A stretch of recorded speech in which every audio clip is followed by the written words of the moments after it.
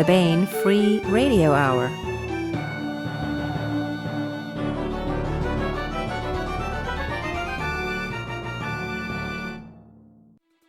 On the podcast, aliens who see into the sixth dimension, confronted by vision of all saints walking about putting out Halloween demon fires with holy water, and decide not to invade Earth this year as a result.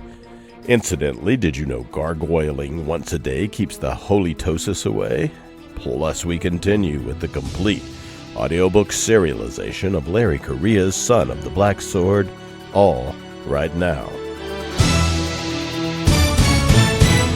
Welcome to the Baen Free Radio Hour podcast. It's an honor to have you along. I'm Baen Senior Editor Tony Daniel.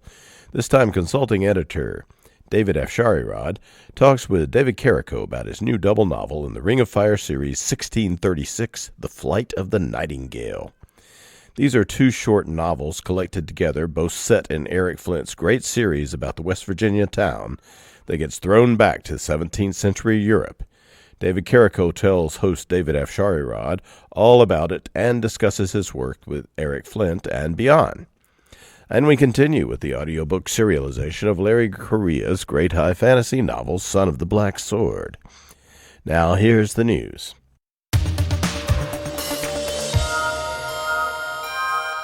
The November hardcovers and trade paperbacks are here. Check out this flight of autumn greatness we have for you now. First is Council of Fire by Eric Flint and Walter H. Hunt. The Great Sundering has arrived. Halley's Comet, 1759. This comet veers and strikes the Earth, this time with nature-altering force. That didn't happen, but it does in this world. The New World splits from the Old. A chain of mountains rises in the mid-Atlantic. No ship from the New World can find a passage to the Old, and those who try simply disappear. But the greatest challenge the comet has wrought is the dawn of real magic and very real monsters. In this transformed land of magic, royal blood brings unexpected powers. Yet if a young English prince cannot master those powers, they may lead to his own destruction and to a new world ruled by monsters. Next is The Cunning Man by D.L. Butler and Aaron Michael Ritchie. A brew of Dust Bowl magic and grit. It's the depths of the Depression, and a mining town in Utah is shut down. Something has awakened underground, and now a monster roams the tunnels. Along comes Hiram Woolley. Hiram is a man with mystical abilities derived from the common-sense application of Scotch-Irish folk wisdom and German Brocker magic. He possesses an arcane bloodstone that allows him to see a lie the moment it is spoken. Behind the played-out farms and failed businesses are demons, curses, sorcerers, and unatoned wrongs.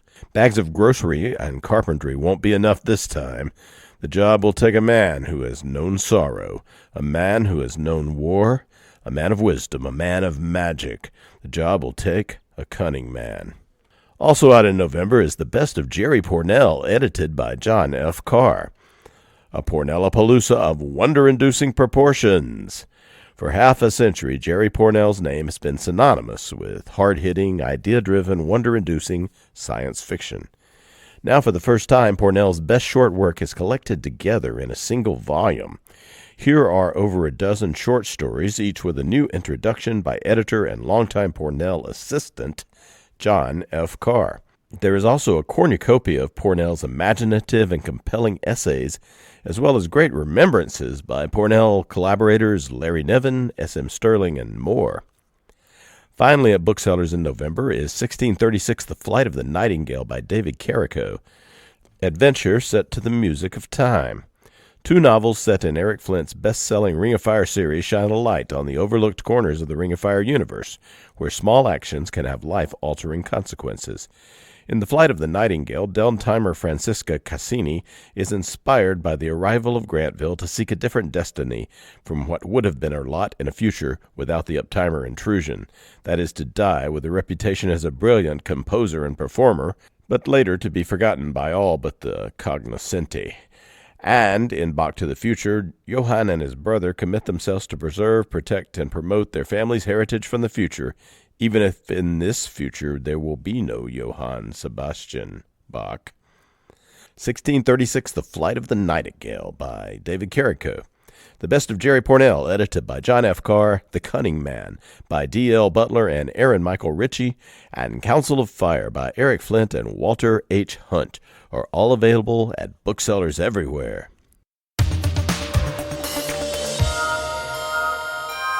Hi everyone, David Afsharirad here, and I'm glad to be back on the Baen Free Radio Hour. It hasn't been so long this time. It's always a pleasure to be back, and today I am talking to Mr. David Carrico about his new Ring of Fire novel, 1636, The Flight of the Nightingale. He is his first professional science fiction sale to the Grantville Gazette e-magazine in 2004. His stories have appeared in Grantville Gazette and Ring of Fire anthologies from Baen and in Jim Baen's universe. We've also at Baen published an ebook story collection by him entitled 1635 Music and Murder, and he's written 2 novels in collaboration with Eric Flint, 1636 The Devil's Opera and The Span of Empire, which was nominated for the 2017 Dragon Award for Best Military Science Fiction or Fantasy Novel. And he's currently working on a solo project. He's got some short stories out there, and including in the Chronicles of Davids, which we might talk about a little bit, which I edited. But first we are going to talk about The Flight of the Nightingale. David Carrico, thanks so much for coming on the Baen Free Radio Hour. Hi, David. Thanks for having me. So this is, of course, set in Eric Flint's Ring of Fire universe. And I just want to talk a little bit about, I think probably most people who have listened to this podcast or are listening to it are familiar with the Ring of Fire. This is, I think your book is maybe volume 28 or something like that in the series. And you've written, as we said, for the Grantville Gazette and other Ring of Fire stories.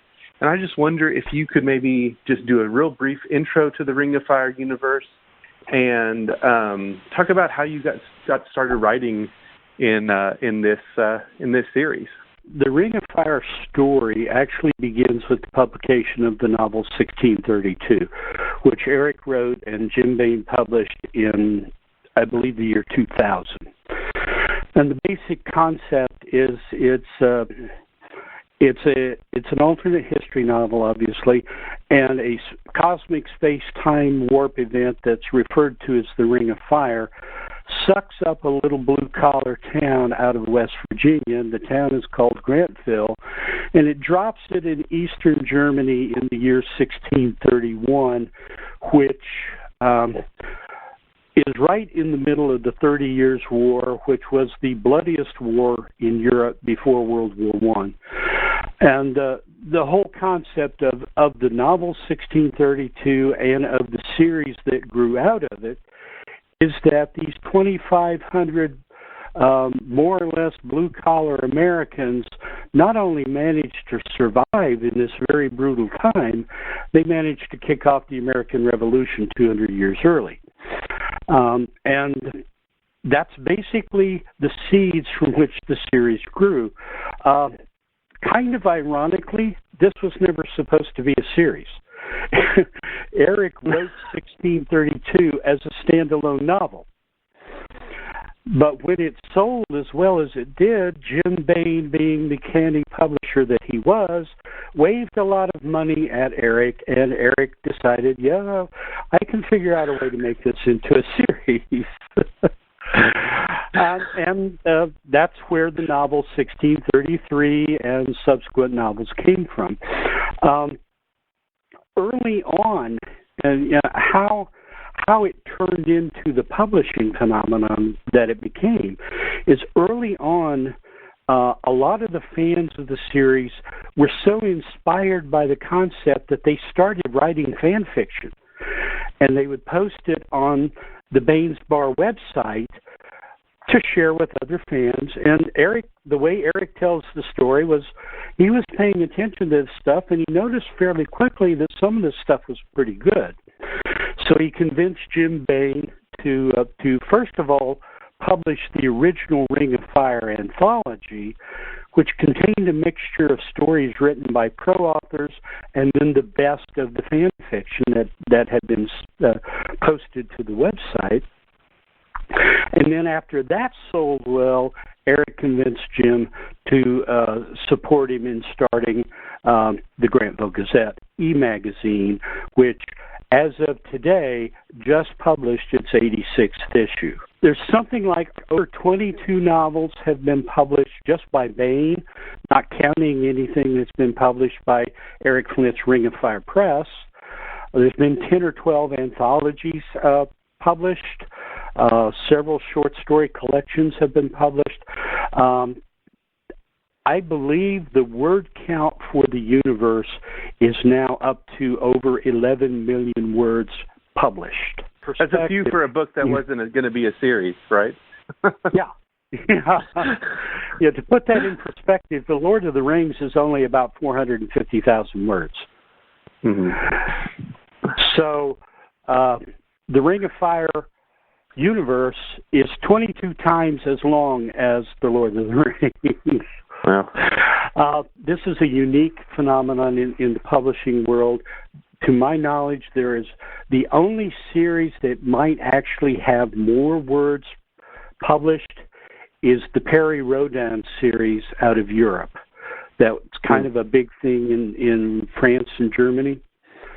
But that series was published over like 40 years. 40 or 60 years. It's been a huge thing. There is no other series that I know of that approaches Ring of Fire in length. And there's certainly no other series that's a shared universe that approaches the complexity of Ring of Fire. And interestingly enough, so many writers wanted to write in this series that at this point I think we're up to about 170 different writers have published stories in the series, and for over 100 of them, Grantville Gazette was their first publication. Mm-hmm. Wow. And a surprising number of authors qualified for membership in Science Fiction Writers of America simply from the stories they had published in Grantville Gazette. So it's a totally unique thing, and it shows no sign of slowing down, which we're all fond of. We all like that idea. How I got started, I was not one of the original fans. I wasn't around on Baen's Bar when Eric was first starting this idea and having conversations with people. I didn't really hook up with it until after I read first 1632 and then read the Ring of Fire anthology. And after I read those two books, first of all, I'm an alternate history junkie, so this was right up my alley, and I was just almost giggling with delight that I'd found this new series. But then I had what amounted to almost an epiphany. My college training is in music, and somewhere not long after I finished reading the Ring of Fire anthology, the thought occurred to me that when Grantville came back 369 years, they landed in eastern Germany in the year 1631, they not only brought back with them history books and political science books and technology books and examples of technology in the town, they also brought back 369 years worth of Western European and American musical development. Mm-hmm. And the thought occurred to me, what is it going to be like to be a musician born and raised in the early 17th century to all of a sudden be exposed to Johann Sebastian Bach, Brahms, Bruckner, Beethoven, Bartók, the Beatles, Dave Brubek. That's just the bees. I mean, you think of Metallica, Mendelssohn, Franz Liszt, Richard Wagner, Whitesnake, Nirvana. Whatever musicians had been popular up through April of the year 2000, examples of that music came back. how would the musicians of the time have reacted to it? And that was the idea that got me started writing. And a lot of my stories feature either musicians or music because of that. And I'm still playing with that idea and exploring how different musicians would react to different aspects of this cornucopia of weird music that came from the future. So this book that we're talking about, The Flight of the Nightingale, is actually two shorter novels, or maybe a novella, and I'd have to look at the word count, or you can tell me. But and they both kind of center on music to one degree or another. The other novel, I guess we should say, is called Bach to the Future, which is a fun title. And I was really excited because I'm a musician and I play guitar, but I took classical guitar lessons, and my guitar instructor was a very big fan of Baroque music. And so I listened to a lot of Bach, and then in high school I had actually an English teacher who was also taught opera, not performance, but understanding opera, I guess you should say. So I really love that period, and so it was a pleasure to read the stories, even though that takes place a little bit before that, obviously. But I've often thought these same exact thoughts that you're talking about, which is like, how would Beethoven react to Nirvana, or how would Bach think about Buddy Holly? So it was a lot of fun to see that play out. I guess if we want to talk a little bit about the stories, but perhaps we can talk about, let's talk about Bach to the Future. And because one of the things is this centers on a, not Johann Sebastian Bach, because he was born later, of course, but a relative of his who keeps getting a funny eye because his name is also Johann Bach. So you want to set up the story a little bit for us? Yeah. And we can talk about, because I want to talk about how, and I want you to talk about this, because of this event, none of the timeline is completely altered. So it's very unlikely, the music that came back will ever, it'd be created in the same way in this new alternate timeline. And just some of the implications of that, if you would, as you're answering. Okay. Bach to the Future, and that title is Eric Flint's doing. I don't take any credit for that.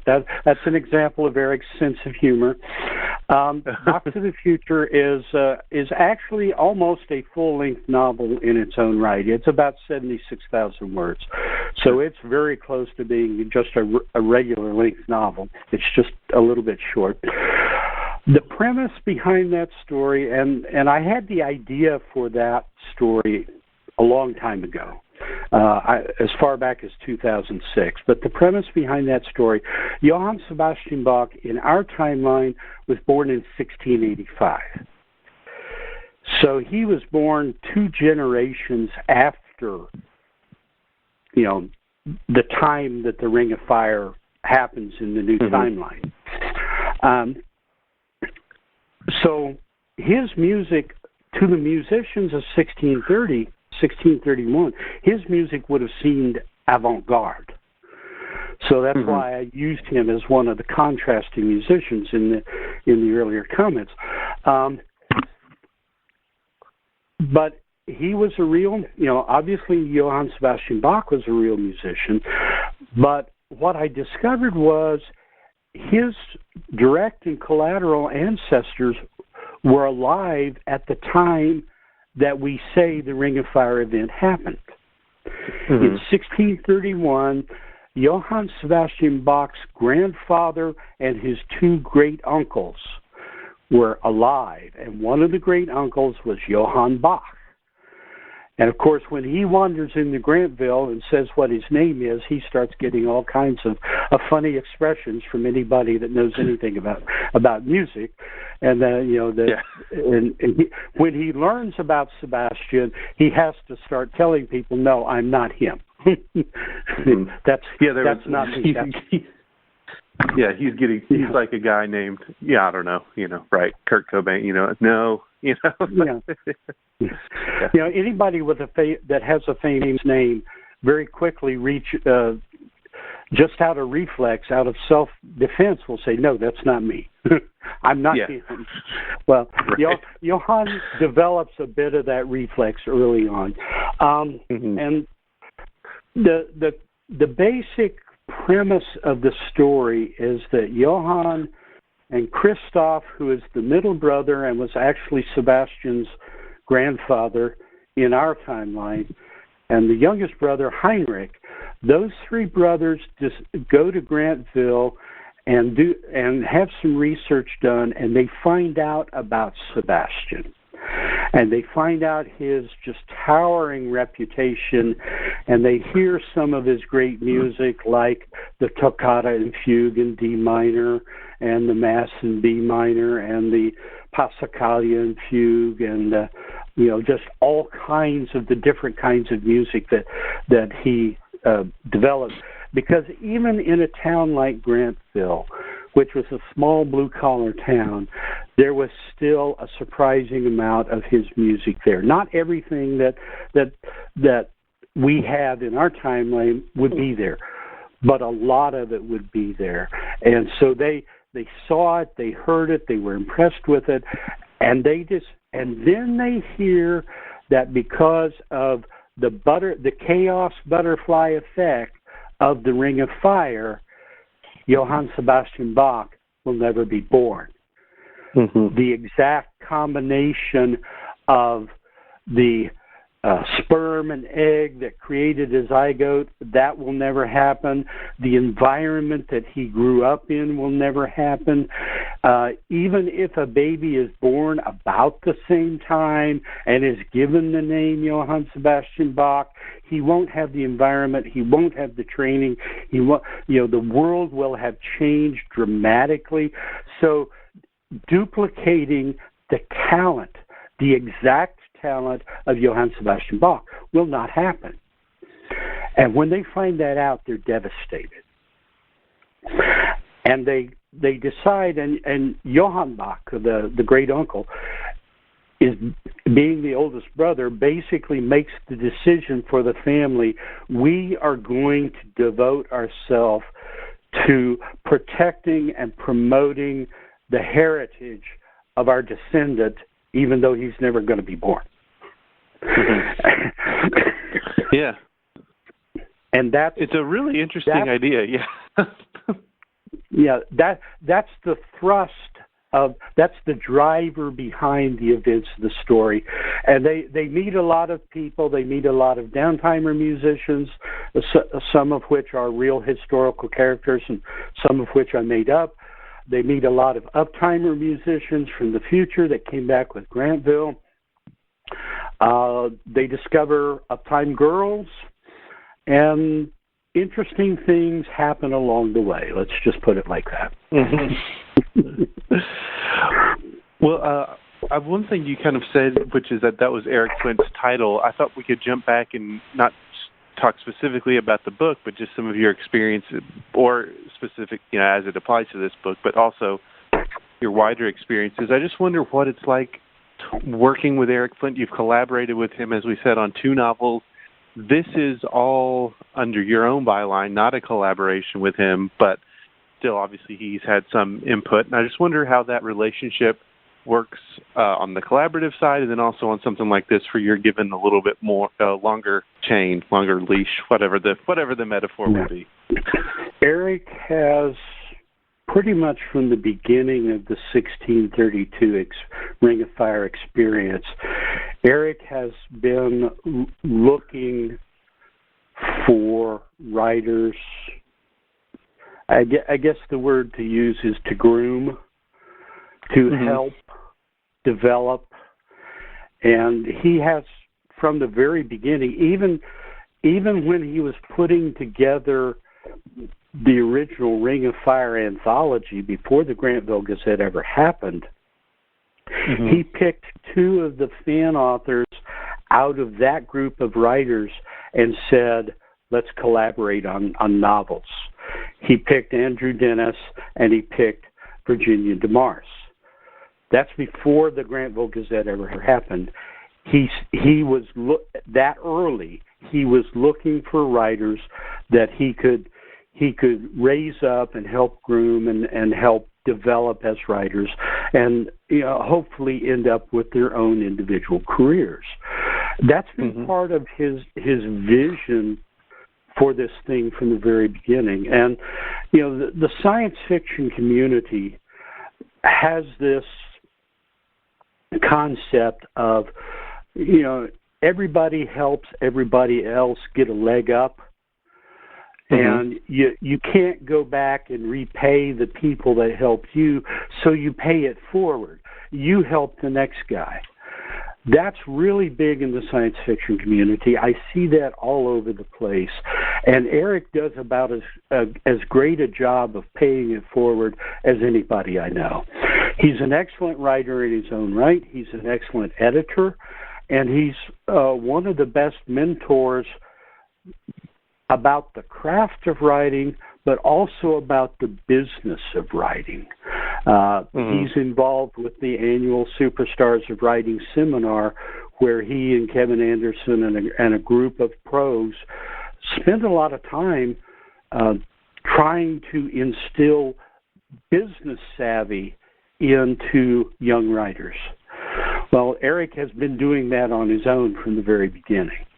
And I have been fortunate enough that I was the third writer that he tapped to say, let's write something together. I was the first out of the Grantville Gazette era. And the thing that we wrote together was the novel 1636, The Devil's Opera. And I was actually the fourth joint effort published because Gorg Huff and Paula Goodlett snuck 1636 The Kremlin Games in before I could get to The Devil's Opera finished. He's been doing that, and he's collaborated. In addition to Gorg and Paula, he's collaborated with Griff Barber. He's collaborated with Ivor Cooper. Those are people who came up through the ranks professionally. He's collaborated with pros, with Chuck Gannon, with Walter Hunt, with David Weber, all in this series. So collaboration is a way of life for Eric. I'm not sure I could count how many people he's collaborated with, but it's got to be approaching a dozen anyway. It's just part of what he does. And I know he's got folks, obviously, because there's an 11 million word, as we said, story to help keep all the timelines right. But I'm just impressed to see someone who can, not only write a series like this, but can herd all because sometimes writers, we're a little bit, Yeah. Well. So, yeah. Now, Eric has said that the reason why he could do that with this series is because the 17th century is an open book. We have huge amounts of documentation about the people and the places and the things and the politics of the 17th century. He didn't have to invent Cardinal Richelieu. He didn't have to invent Gustavus Adolphus. He didn't have to invent Pope Innocent. He didn't have to invent King Philip II of Spain or Charles I of England. Those people already existed. Their personalities were already pretty well known. The major players already existed. So he didn't have to create the world and create all of the detail of the world. That already existed. All he has to do is just kind of sit at the top of the heap and make occasional decisions about story ideas. Yeah, that'll work. No, that's not going to work. Yeah, that'll work, but you can't tell it yet because I've got a story I want to tell before you can tell that story. That kind of thing. That's the kind of decision he has to make these days. He doesn't have to make decisions about, well, who was the king of France in this time? Who was the Pope in Rome in this? That stuff exists. And he says that's the only reason why this whole concept works, is because he didn't have to create the world and create all of this detail. And that's one of the reasons why the stories that are happening are spreading so far afield. Ivor Cooper's novel, collaborative novel with Eric that just came out a few months ago, is set in China.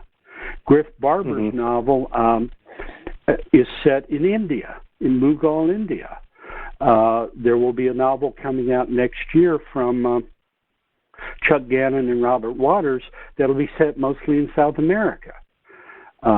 Nobody's done anything in Australia yet, but I wouldn't wait too long. I'm halfway expecting that story to show up any day now, because the writers are, so many writers have so many different ideas, and the world is big enough to allow a lot of them to happen. That's really interesting that you say that. I had not really thought about it, that in a way you might think the history would be constricting because, like, everything, obviously things have changed drastically because of the Ring of Fire, but actually the opposite is true, that having all of this material, opens everything up more because you don't have to invent these things. They already, history is more interesting than any sort of world building you're going to be able to do on this scale. So that's actually a really fascinating way to think about it. Well, I was going to say, Eric does do one thing.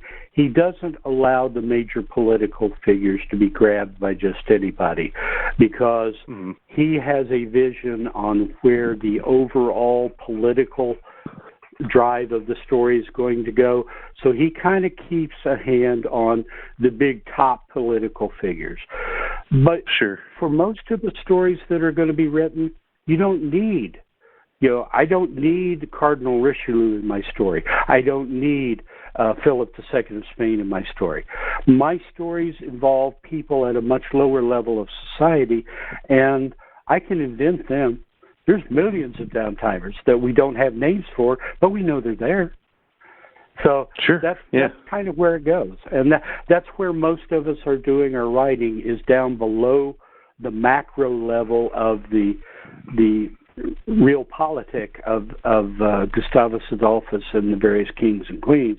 We're down at the guy that has the corner bakery level, and we have a lot of fun down there. Well, let's talk a little bit about someone sort of down there, at least closer to there than at the very top, which is, and you can correct my Italian pronunciation, Francesca Caccini? Caccini, right? Francesca I don't know, I took Spanish in high school. Caccini, okay. And she's the protagonist of the first, I guess it's more of a long story or novella, The Flight of the Nightingale. And she's also a musician. It's barely a short novel. It's barely a short novel. It's about 46,000 words. There we go. And she's a sort of a court musician, I think is a fair way to describe her. And I think if you could just set it up a little bit, and also I want to talk about, because it deals with sort of the patron system that we had, or we didn't have, that Europe had at that time. And I think I sit around and I talk to writers, and we lament, it's hard to make a living at it, and is there a better system to somehow make and I think I've heard people, I think half jokingly, say, if only I could get some wealthy, Medici-style money, whatever. But there's maybe a downside to that system that existed, although it produced some great works of art. And maybe we see a little bit of that in your story. So if you could just talk about it a bit. This is another story that one of a handful of stories that I had the idea for a long time ago, I had the original idea for this story in late 2008. In fact, I discovered Francesca Caccini while I was researching something else in 2008. And the more I read about her and the more I read about her abilities and her time, the more fascinating she became to me as a character. And but I didn't try to write the story right away because I didn't think my chops were up to telling the story yet. So I actually sat on that story for almost 8 years before I wrote it. Francesca, this year at LibertyCon and at SpikeCon for the Baen Roadshow, when Tony presented my book and asked me to say something about it, I led off with the story that Flight of the Nightingale is about the best musician you've never heard of. And darn if there weren't a couple of people in both places that had heard of Francesca. So it totally blew me out of the water from that standpoint. Francesca is, first of all, she is a real historical personage. Okay. You can find her in the music. If you dig deep enough, you can actually find information about her. Now, I took 2 semesters of music history in my undergraduate degree and another semester when I was at grad school, and I'd never heard of the woman. But she was apparently a phenomenal talent. She was, from everything I can tell, she was a superb vocalist. She was accomplished on every common musical instrument that was out there. She was a theoretician. She was an academic. She wrote essays and pamphlets about music. And as a composer, she was very well respected by her peers. So in the time, she was very well known and very well thought of. But she disappeared from history. She's a contemporary of Claudio Monteverdi in Venice. And if you know anything about any musician of that time frame, you know Monteverdi. She was a contemporary of him and may well have been a better talent. From everything I can tell, she may have been the best musician in northern Italy in that time frame. But she didn't get the historical renown that Monteverdi got because her career was shorter and because she didn't last as long as the primary musician as he did. She kind of faded away. And by the time she died, nobody knew where she was or when she actually died.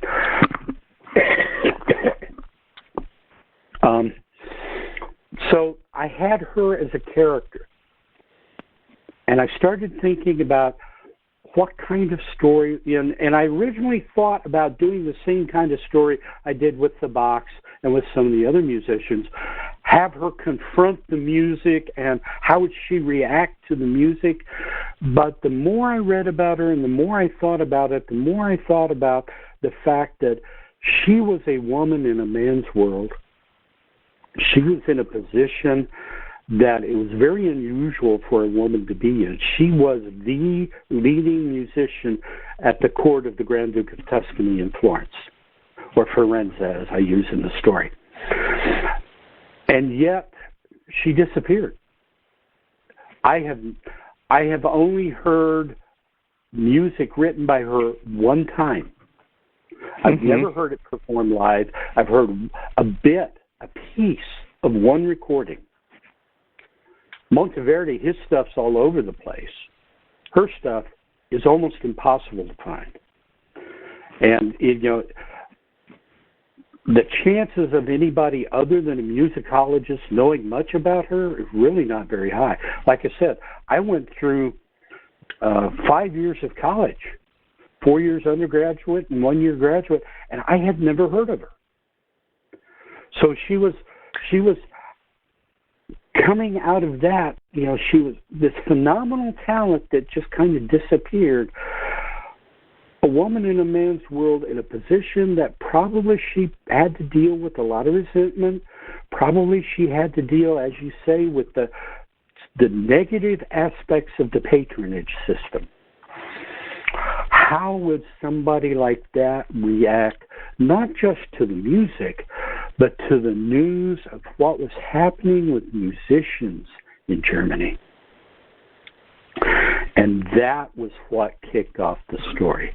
Yes, the story is about a musician, but the story doesn't have a single note or a single performance in it. Unlike the Bach story, unlike a lot of my other stories, this story is about Francesca coming to grips with what she wants in life and what she wants for her children.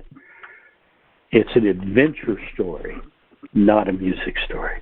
That's a good way to put it. Yeah, it's an adventure story that features, well, it doesn't even feature music, as you say. It features a musician, I guess. Well, I think we've hopefully whetted people's appetite for this book, 1636, The Flight of the Nightingale. David Carrico, what else have you, we mentioned, you're, of course, in my anthology, The Chronicles of David's, I get my own anthology title wrong there, Chronicles of David's. What else have you been working on recently that's come out, and what is next for you? Recently, I think in August, I had a story entitled A Winter's Day that was published in an anthology entitled, the story is A Winter's Day, and the anthology title is From the Ashes. It's part of a brand new series called This Fallen World. That's a post-apocalyptic series, and if you like post-apocalyptic stories, you need to go look at it. The other thing I had published recently, in fact, it came out today in Grantville Gazette number 86. I wrote a story, an Honor Harrington story, that David Weber authorized and approved it being published in the Grantville Gazette, entitled Requiem. And it's a very short little story. It's a very poignant little story. And it's, for those who are Honor Harrington fans, it's set immediately after the events of the novel Flag in Exile. What's on my plate for the future?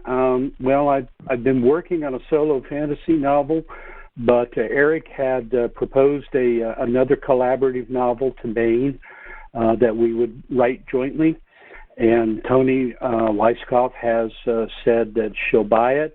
So we're basically waiting on the contract, and when that shows up, I'll start writing the first draft. And is that in the Ring of Fire, or is this something different that we don't want to talk about yet? We can't talk about yet, officially. It's going to be a space opera, but it's not going to be in the Zhao Empire series like Span of Empire was. This is going to be a new book. At this point in time, it's a standalone, but it could... Eric has a history of standalones becoming series. So was 1632 going to be a standalone? Yeah.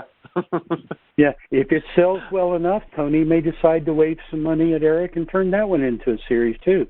Because the Zhao Empire series was another one that the first book was a standalone, and Eric hadn't planned to write another one. But we've now got 3 in this series, so who knows? And mentioned, yes, your story is called 4 Days. I don't think I said the title, which was in the Chronicles of David. Yeah. Good luck on the 1636, The Flight of the Nightingale. I'm sure it's going to please fans of the series, and it's also really probably a good entry point in a way, because as you say, it's not necessarily dealing directly with the big political implications. So someone who wants to see what this world is about, maybe, of course, 1632 would be a great place to start. There are other places to start, but hey, this wouldn't be a bad place to start either. So hopefully people will pick it up even if they haven't read the other books in the series. And of course, I'm sure everyone, this thing has got quite a fan base. I'm sure the fans will be excited to see these 2 short novels from you. So David Carrico, thank you so much for being on the Baen Free Radio Hour today. Thanks for having me.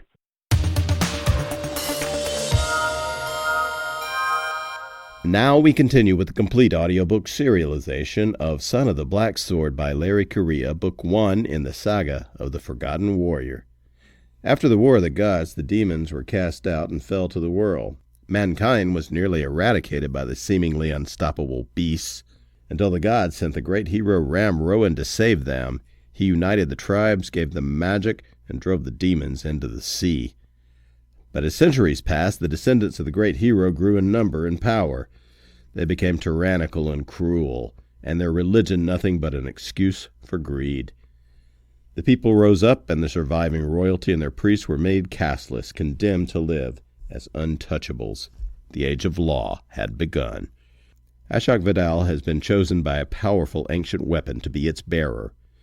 He is a protector, a member of an ancient military order of roving law enforcers. No one is more merciless in rooting out those who secretly practice the old ways as Ashok. But Ashok isn't who he thinks he is. And when he finds himself on the wrong side of the law, the consequences lead to rebellion, war, and perhaps transformation. Now here is the latest entry in Larry Correia's Son of the Black Sword.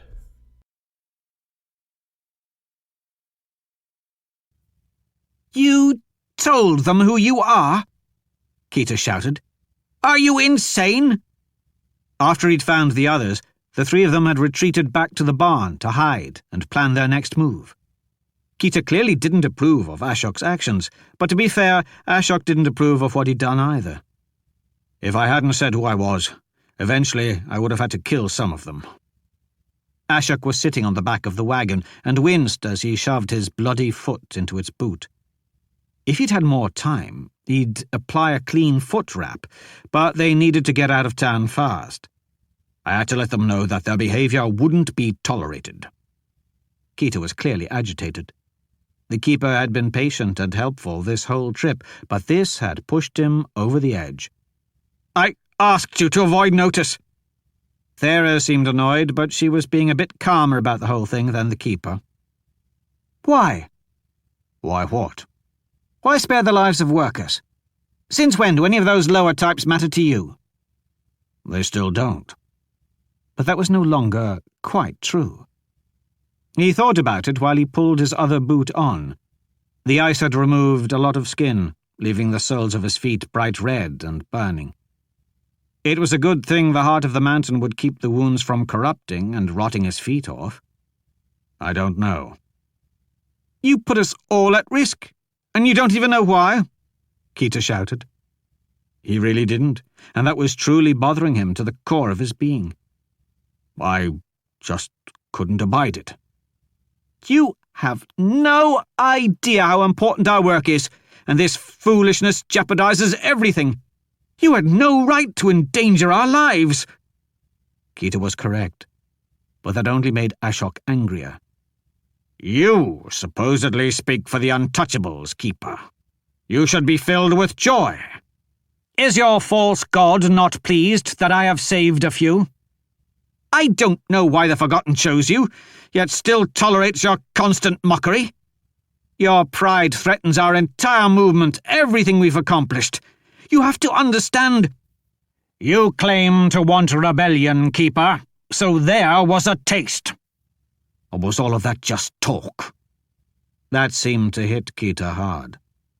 All during this journey, he'd preached about his people remembering their gods, rising up and stopping their oppression. He seemed truly chastised by Ashok's harsh words. He took a deep breath, and when he exhaled, the small man seemed to deflate a bit. I may not understand it, but the Forgotten has a plan. There is a time and a place for everything. I'll be happier to stir up a revolt when we've got an army of faithful at our backs and we're not surrounded by enemies. When you declare war on the law, you'll never lack for enemies. Ashok hadn't meant to give offense. Keita may have been delusional, but his delusions had integrity. Calling Keita's honesty into question was a terrible insult. He dipped his head. I didn't intend to endanger either of you. I'll try to do better in the future. We should leave before the local warriors find their courage and come looking, Keita muttered as he went to the stall holding their oxen. Something else was bothering the keeper as well, but he must have not wanted to speak of it in front of Ashok. Leave them. The wagon's too slow, Thera said. The ground is iced over now, but it'll be nothing but mud in a few hours and the wagon will be useless. We've got to make distance before word spreads. Let's take their horses. Good idea, Keita said as he went to a different gate. That would be stealing, Ashok pointed out. Thera was incredulous. You inconsistent bastard! 1 minute you're beating workers senseless in front of hundreds of witnesses, and the next you won't steal a horse. That was different. Just when I'm beginning to think there's actually a normal person lurking inside of there, you have to go and prove me wrong. She sighed. What if we consider our abandoned wagon a trade? The value of the goods inside far outweighs the value of these sad excuses for ponies. Does that work? That was, actually, a very pragmatic and just solution. Very well. He slid off the back of the wagon, and white-hot pain slapped the soles of his feet. Ashok ignored it. I wouldn't worry about the warriors too much. I saw their barracks when I was scouting last night. It's tiny. There are probably only a handful of them in the whole village. They're not going to cross that sword. Not that Thera was arguing against leaving, since she'd already gone about stealing a local saddle. I'm more worried they'll be riding to tell the Somsak we're here to try and collect that bounty. A sudden discomforting sensation moved down his spine, causing an involuntary shiver. And Gruvedal was warning him of an impending threat. The sword could sense far more than he could, so Ashok went to the barn doors and peered outside. He couldn't see anything yet, but when he focused, called upon the heart, and laid his hand on the wall, he felt the vibration of hundreds of distant hoofbeats thrumming through his palm. We're in danger. What is it? Keita joined him at the door. Horses. They were coming down the mountain like an avalanche. He nodded toward the west. That's the route to the old Somsak house, Thera said. There's no way a messenger made it there and back so fast, especially not in this weather. Must be a random patrol. That's no patrol. There were so many hoofbeats he couldn't even calculate how many of them there were. It's an army. It was their doom. A raid on the way to Vidal? Keita asked hopefully. Regardless, when they're told I'm here, they will strike. And Gruvedal was warning him there were far too many to fight at once. A direct confrontation would likely result in his death. Ashok turned to his companions. They were looking at him wide-eyed and fearful. Everyone in Locke had heard the stories about Somsak depravity. Even the protectors respected the mountain folk for their brutal thoroughness. As he concentrated, the sword was helping him calculate the speed, direction, and numbers of the threat. For a thing with no eyes or ears, it always seemed to have an excellent grasp of what was going on around it. Small groups of horsemen had broken off, and from the echoes on the canyon walls, they were taking the high ground. Anyone fleeing the village would be spotted and intercepted. No, they're not passing through. They're spreading out. Jarlang is their objective. Come on! Thera rushed to the wall and desperately began pulling dusty leather tack from the hooks and tossing it onto the straw at Keita's feet. We've got to hurry! She had no way of knowing that their actions were futile. There was no way out. Ashok knew he could fight his way through. Then he could likely evade pursuit on foot by sticking to the roughest terrain possible. But the other two would slow him down too much. They couldn't follow where he could go. To have any chance at all, he would need to abandon them. Only the villagers knew Ashok wasn't travelling alone, and Thera and Keita were outsiders. If they hid, the Somsak would go door to door until they were found. No one would claim or hide them. They would be caught, questioned, tortured, and executed. There is no escape, Ashok stated. Keita rushed to the wagon and pulled out a meat cleaver that had been hidden beneath the driver's bench. We'll fight! Ashok glanced at the cleaver and raised an eyebrow. If it comes down to you using that against a few hundred Somsak keeper, better to cut your own throat with it than to let them take you alive. Keita was terrified as the bleak reality of the situation took hold. What do we do? For them, there was nothing they could do. For him, escape, evade, and live to fulfill his orders. It was cruel, but Angruvedal's calculations were never wrong. There was no option for victory, only retreat or dying in a futile, defiant gesture. Ashok threw the barn door open. The path was open before him. Damn it! He was a man without fear, but not entirely without conscience. Dying was easy, failing was hard. "I am sorry," he said.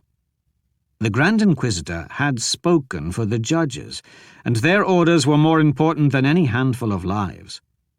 His guides would perish, but Ashok would find another way to complete his mission. He always did.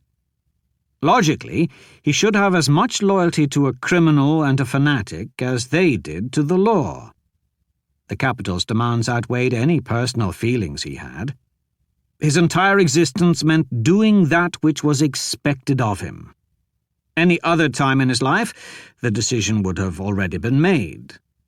But the last year had left him broken. His foundation cracked. Ashok looked back at his companions. Keita was still scrambling, trying to think of something, but Thera was watching him, almost detached, like she understood exactly what was coming.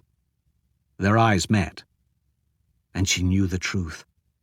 There was no time to explain that he had to put his mission first, or to apologize for abandoning them. She was strong, raised in the warrior caste, so she would understand. Relentless death was coming for them, and Ashok wouldn't be there to stop it. Ashok turned away. "Do what you have to do," Thera whispered. "We'll find a way to survive without you." She was enough of a survivor that she may have even believed her own words. He took a step, but couldn't bring himself to take another. The choice was clear: obedience or rebellion. Ashok's hands curled into fists. That morning he had rashly chosen mercy over the law, but it had been in a heated moment, without thought. Now, with perfect clarity, he faced two paths. This time, I do not obey. Decision made, he spoke quickly. "Listen carefully.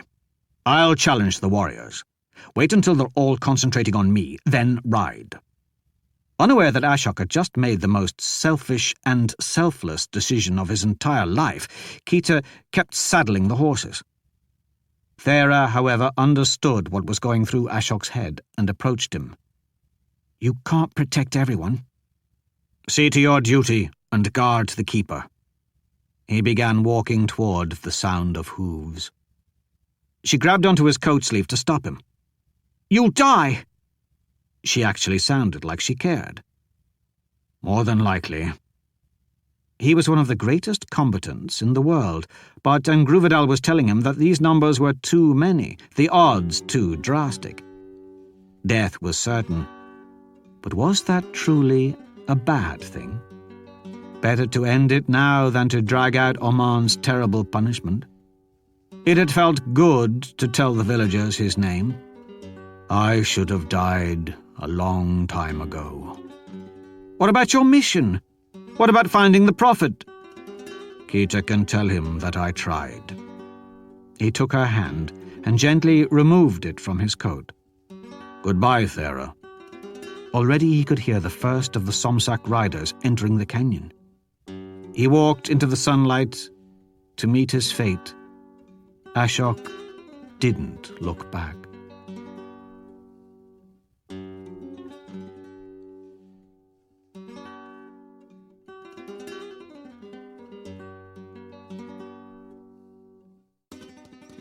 That was another entry in the complete audiobook serialization of Son of the Black Sword by Larry Correia. And that's it for the podcast. Thanks to Audible.com, thanks to Baen consulting editor David Afsharirad, and podcast theme composer Ruth Judkowitz. And the final nail in the coffin of October which is made of pure meteoroic iron brewed in the heart of the Horsehead Nebula, plus thanks, praise, and gratitude to David Carrico, author of 1636, The Flight of the Nightingale. Please join us next time here at the hammering heart of science fiction and fantasy, and keep reaching for the stars.